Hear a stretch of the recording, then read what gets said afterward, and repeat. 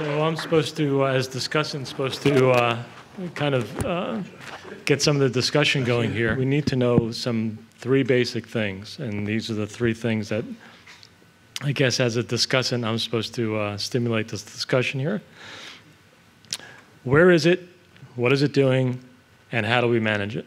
I think understanding the biology of the insect and the pathogen, if we can help answer those three questions, we would go a long way. So where is it? What do we need to do to survey for it better? Ethanol might not work, manuka oil might not work, but what can we find that are attractants that could help us survey for the insect to figure out where it is? That's one topic. I think, what is it doing? What are the impacts? A lot of work could be done there. What is the host range? What are the interactions with other insects, other bark beetles, ambrosia beetles that we heard from Daniel today? And then how do we manage it? That's the key question. Are there chemical controls, biological controls, host resistance, that sort of thing? So to me, those are the three things that if we could find out some of the biology of the beetle to help us answer those questions. So 15 minutes, then lunch, so open it to discussion. Andy. And I'm not going to answer these questions. I'm just up here. I don't have a question for you. Good. I have maybe a little teeny piece of maybe a good news regarding your first point, which is we need to figure out what these things are attracted to, and maybe we'll be able to use those chemicals, volatiles. We have worked with tested whether the fungi themselves are attractive to the beetles. This was the case of several species in the eastern United States.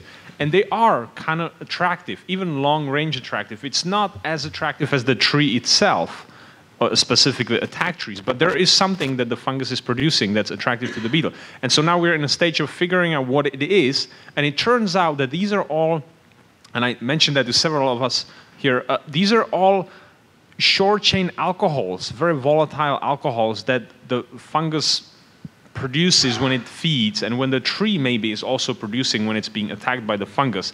Not quite clear where it's coming from, but these are alcohols, and so analogs of ethanol, really. So these things should theoretically be easy to manufacture, relatively cheap, and we just need to figure out, the concentrations, the identities of these chemicals, and there may be a good avenue for further research looking at the products of the fungus and how we can use those to attract the beetles.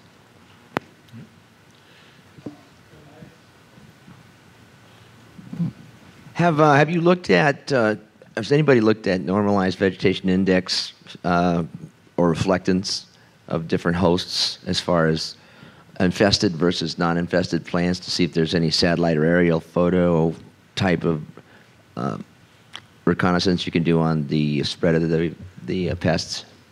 Not for this particular one that I know of, but it's been done for other bark beetles, but maybe Randy looks like he has an answer. Yes. Okay.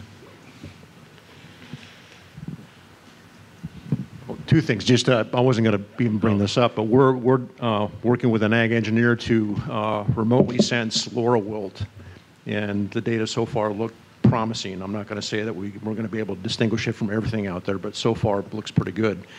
But my other interest, though, in this thing, and it doesn't, I don't think it addresses your 3 points, but the ability to predict these problems.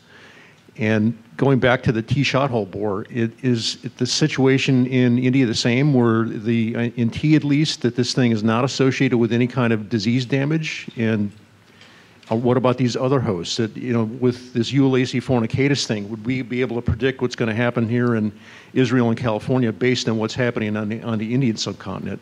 Just if anybody's got perspectives.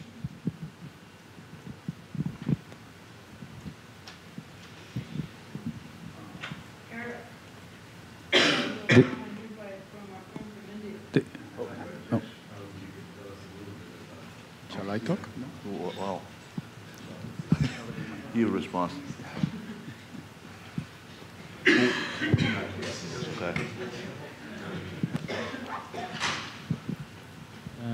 I'm from India.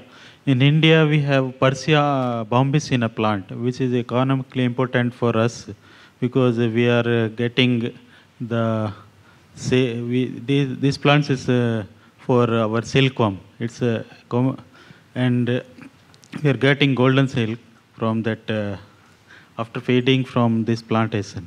So the beetle I found first time in 2011. It's on the basis of the branches, and it was dieback is there. But I could not find any fungus associated with this beetle. So, the article you have shows disease symptoms in those. no, there is no disease symptoms. Only borers is symptom only boring.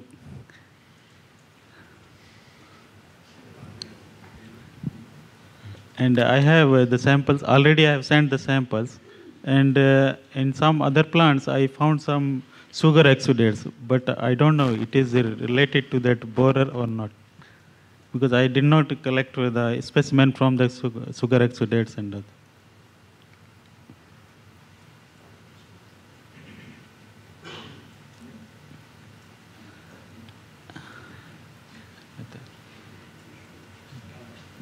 All right.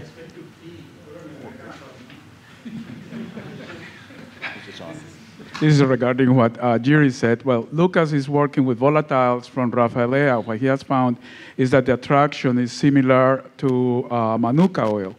So I think that joining perhaps whatever people are finding, essential oils plus the volatiles from the fungi to see if there is a synergistic effect with the two of them, because so far what we have right now, what is captures the beetle, in this case Staphylococcus, when they are really high densities, but at low densities, basically is not that powerful. So what we need is a really powerful attractant. Can I suggest another model of, let's say, host colonization? It seems to me, and let's say a rather simple model is, if these things just fly around randomly, they land on a tree, and they try it out, see if they can get in there. And if it is a suitable one, like, for instance, the box elder, they go in, and the females reproduce. And when her brood emerges, it seems to me that as a beetle, it would be a good idea just to stay on that very same host. Why fly away and run the risk of not finding anything, and simply recolonizing that same host? And in that way, you can get really high densities on suitable hosts without, let's say, the need of any kind of attractant. I think that's the case, especially if the host condition is still suitable for future generations. They'll probably keep hitting that. I think you've seen that in other ambrosia beetles, right, Jerry? Yeah. Going back to attractants, I mean, what I'm getting here from this meeting and from seeing yesterday the damage, it seems that the box elder, both in Israel and in the United States, is one of the clear favorite hosts. And so maybe, I don't know if somebody have looked at that already, this might be a good tree species to look for an attractant that can be applied to both Israel and the United States. And I don't know if somebody else here in the audience already have looked at that, but that might be a possibility. And correct me if I'm wrong, if it's not that particular tree that is a common species across the different countries. As well as castor bean, I was thinking that seems to be a very good host. Yep, So exactly. there's some attraction there.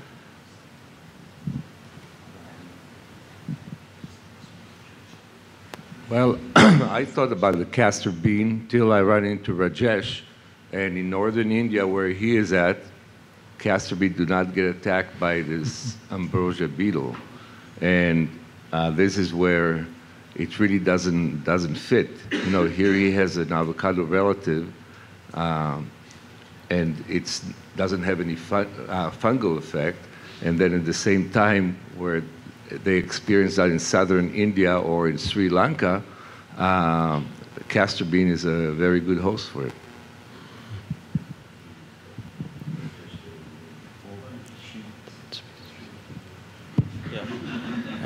Actually, we have all tea gardens in Assam region.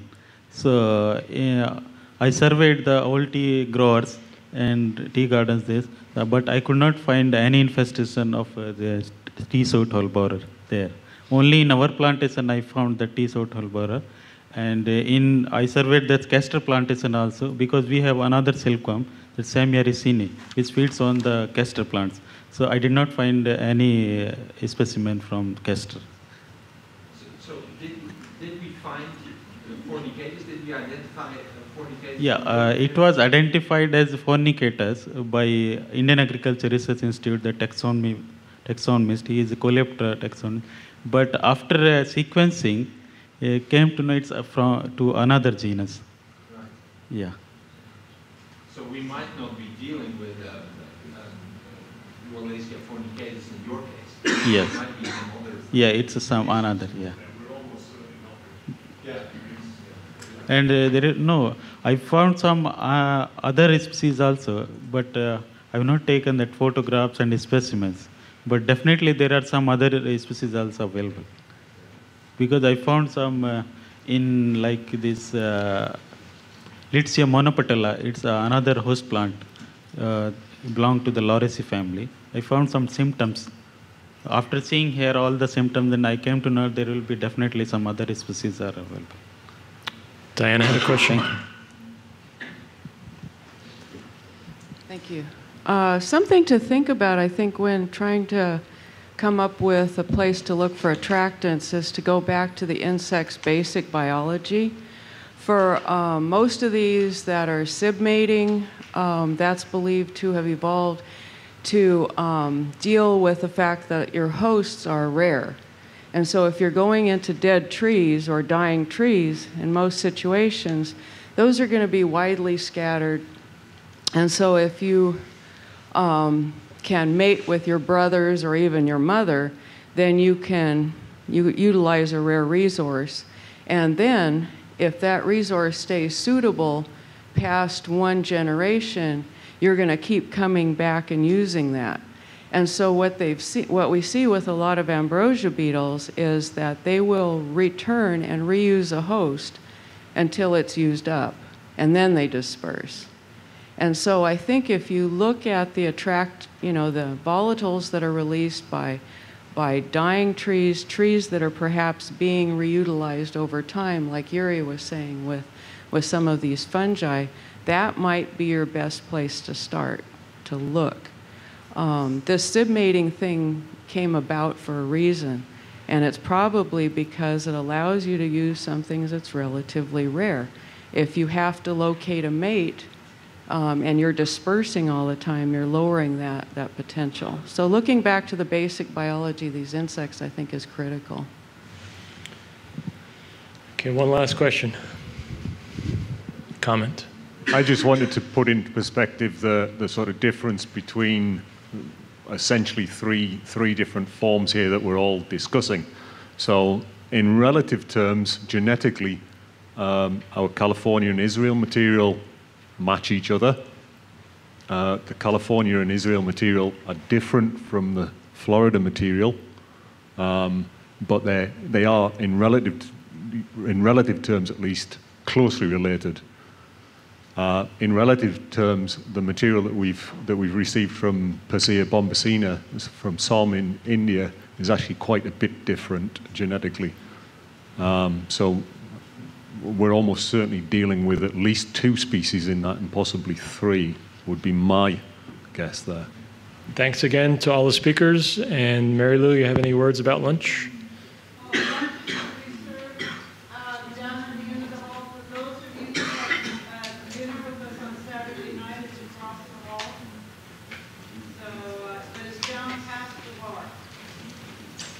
Thank you.